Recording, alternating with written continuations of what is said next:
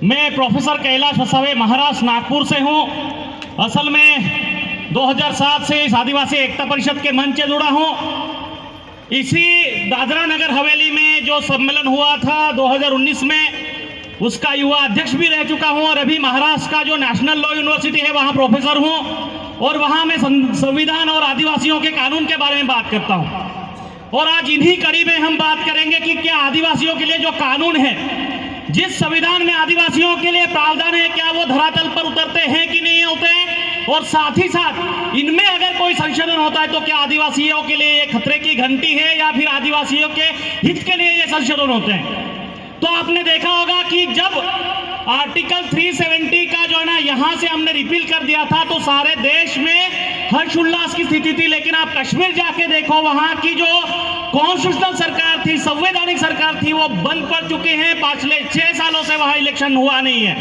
ये एक बात है। और इन्हीं की कड़ी में अगर आप देखोगे, जो 5th शेड्यूल में आपको आदिवासियों के लिए शेड्यूल एरिया और ट्राइबल एरियाज में जो अपने एडमिनिस्ट्रेशन चलाने की बात होती है, उसे नष्ट करने के लिए ये जो यूसीसी या फिर अन्य जो भी कानून है वो लाने की कोशिश हो रही है। तो ऐसे कानून के लिए मैं आज आप सबके सामने बात करने वाला हूं। सबसे पहले ये जो अभी 3 कानून बने हैं, जो 3 क्रिमिनल बिल्स जो आए थे उसको हमने संशोधित किया था, और अभी जो है ना हमने आईपीसी, सीआरपीसी और एविडेंस एक्ट को जो रिपील किया था, उनके बाद ये जो 3 कानून बने थे इनके बारे में बात करेंगे। लेकिन आप सब जानते हो, आदिवासियों के ये जो कॉलोनियल माइंड था, जो ब्रिटिशों का माइंड था, वो क्या बताता था कि ये जो है आदिवासी जन्म से पहले ही गुनहगार पैदा होता है। क्या ये सही में था?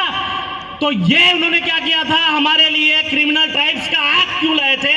और ये आज की गवर्नमेंट क्या बता रही थी कि वो जो कॉलोनियल माइंडसेट था उसे रिमूव करने के लिए हम जो ना ये 3 कानून ला रहे हैं। तो कौन सा कॉलोनियल माइंड? अगर आप एंशिएंट हिस्ट्री देख लो या फिर मिडियल हिस्ट्री देख लो, जहां मनुस्मृति जैसे कानून बनते थे जो आदिवासियों के लिए या फिर यहाँ के पिछड़ों के लिए, वर्नेबल सेक्शन के लिए कोई भी प्रावधान नहीं रखते थे, उनको सिर्फ मजदूरी या फिर लेबर वर्क के लिए या फिर उनके धुने धोने के लिए रखते थे, वो सारे प्रोविजन आज ये गवर्नमेंट चाहती है और इसीलिए यूसीसी जैसे कानून बनने की कोशिश हो रही है। दोस्तों, तो क्या इसका विरोध होना चाहिए? लोग तो बोलते हैं कि आने वाले दिनों में राम राज्य आएगा।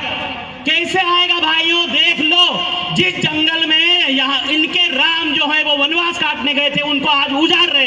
क्या इससे राम राज्य आएगा?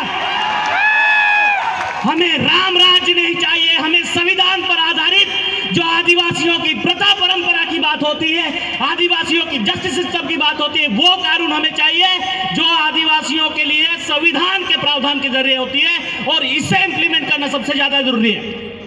अदरवाइज क्या होगा, हम क्या करेंगे?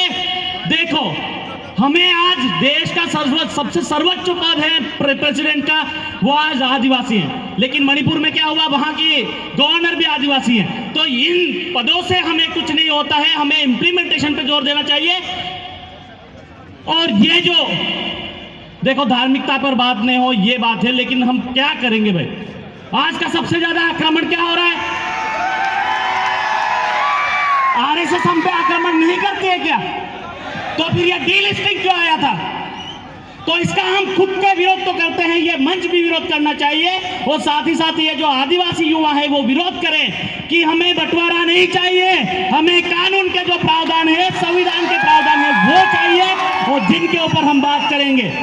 आप सब जानते हो कि ये जो यूसीसी है, जो आपको स्पेशल प्रोविजन देता है आपके मैरिज के लिए, लेकिन ये कल अगर आपको बोल देंगे कि आपको है ना पंचपदी से या फिर ब्राह्मण ला के आपको शादी करनी हो, तो फिर हमारा पूंजारा कहां जाएगा? फिर हमारे ये जो डायलॉग है, जिनको हमें ना हमारे संविधान में या फिर हमारे कस्टमरी लॉ में हमें ना इनको लॉ की जिम्मेदारी देते हैं, वो कहां जाएंगे? और आज जो है ना ये बयान में ये चोटी बढ़ाकर हाथ जो यूथ नाच रहे हैं वो कहां जाएंगे? तो ये सारी की सारी जड़ें हैं ना, इसीलिए हमें आज धरातल पर काम करने की जरूरत है। मैं आदिवासियों के कानून पढ़ाता हूं, लेकिन जो असल में होते हैं वो कानून तो कोई पढ़ना भी नहीं चाहता और आदिवासियों की बात भी नहीं करना चाहता। तो इन्हीं सारे मुद्दों से जो आपने देखा होगा कि जो रिलीजियस माइनॉरिटी हैं, जिनको ना खत्म करने की कोशिश कर रही है सरकार, इन्हीं के मुद्दों के साथ हमें आदिवासियों में, हिंदू में, क्रिश्चियन में और इन सारे लोगों में बांटने की कोशिश कर रही है। जिनका हमें जो है ना तहे दिल से विरोध करना चाहिए। पूरे रोड पे या फिर जहां जहां हमारी आवाज जाएगी वहां जाके हमें विरोध करना चाहिए। और तभी हमारे ये जो आर्टिकल 13 की बात हो रही है, आर्टिकल 244 की बात हो रही है, 5th शेड्यूल की बात हो रही है, ट्राइबल मैनेजमेंट सिस्टम की, ट्राइबल जस्टिस सिस्टम की बात हो रही है, उनको अगर आप अच्छे से लागू करने के लिए ये सारी चीजें होगी और युवा जागरूक हो जाएगा तो ही ये पॉसिबल है। अदरवाइज आदिवासियों को आने वाले दिनों में जो आज स्टेटस यहाँ के माइनॉरिटी का है वो आने वाले दिनों में जो Kailash versus state of Maharashtra बताता है, आज यहाँ है ना फॉरेस्ट या फिर जो रोड पे अतिक्रमण करते हैं उनको भी है ना यहाँ की सरकारें उनको प्रोटेक्शन देती है, लेकिन जिन्होंने सदियों से इस जंगल के, इस जल का और इस जमीन का रक्षण किया था उनको यहाँ से है ना बेदखल कर दिया जाता है। या आप सुरजागढ़ में देख लो, वो हंसडा में देख लो, या फिर नर्मदा के स्टैच्यू ऑफ यूनिटी के लिए देख लो। तो ये सारी चीजें क्यों हो रही है? और इसीलिए ये जो संवैधानिक प्रावधान है इनके ऊपर हमें ये सारी चीजें करनी चाहिए। और महाराष्ट्र में या फिर ऑल ओवर इंडिया में ये सारी चीजें हो रही है। मुझे इन सारे युवाओं पे भरोसा है कि ये सारी चीजें अच्छे से करें और इसके ऊपर अमल करें, और सारे संगठनों या फिर जो लोक प्रतिनिधि है इसके ऊपर अच्छे से सोचे तो ही बात बनेगी। अदरवाइज हम क्या करेंगे? हमारे लिए संविधान में ये प्रावधान है, वो प्रावधान है, उसका असल में अगर अमल ही नहीं होगा तो क्या बनेगा? ये वाली चीजें हैं। और जिसके ऊपर है ना हमारी रूढ़िगत ग्राम सभा हमें जो है ना कॉन्स्टिट्यूट करनी चाहिए। हमारी जो भी ग्राम सभा बनती हैं, जो हमें फॉरेस्ट के लिए या फिर किसी की जमीन अगर संपादित करनी हो तो उनके जो है ना ठहराव के बगैर कोई भी जो है ना हमारी जमीन छीन नहीं सकता। लेकिन ये सारी चीजें है ना ग्राम पंचायत के कानूनों का है ना थोड़ा सा आधा ज्ञान लेकर हमारी जो जमीनें हैं वो सरकार जब्त कर रही है, इनके विरोध में हमें खड़ा होना होगा। यही जब हम संविधान के बजाय अगर किसी और लड़ाई की बात करेंगे तो पॉसिबल नहीं है। इसलिए यूसीसी का या फिर जो डीलिस्टिंग जैसे मुद्दे हैं इनका विरोध करो और आदिवासियों की जमीन, जल, जंगल को बचाने के लिए हमें जहां जहां मौका मिले वहां लड़ना चाहिए, और लड़ेंगे तभी जीतेंगे। और ये आदिवासी एकता परिषद या फिर जो संगठन है उनकी विचारधारा है। और इसी शब्दों के साथ में अपनी विराम को यहाँ वाणी को विराम देता हूँ। लेकिन ये जज्बा, ये जोश और ये लड़ाई की जो ताकत है हम युवाओं की वो बनी रहे, वो चाहे राजस्थान से हो या फिर मणिपुर से। अदरवाइज क्या होगा? मणिपुर में जो हमारे भाई लड़ रहे थे उनके लिए 100 दिनों तक उनकी जो शव थी मुर्दा घरों में अब आज तक पड़े हैं, उनके लिए जो अग्नि देने के लिए भी कोई नहीं है। तो ऐसे मुद्दों पर हमें बात करनी होगी तभी हल निकल सकता है, अदरवाइज कुछ नहीं होगा। यूं ही बातें बनाने से कुछ नहीं होगा। यही मैं बोलता हूं और इस मंच से मैं आप सबसे विनती करता हूं कि आप लड़ो तभी आदिवासियों के हक अधिकार की बात होगी, अदरवाइज नहीं। धन्यवाद। आपकी जय। जय आदिवासी। बोला आदिवासी एकता परिषद की जोहार। जय आदिवासी।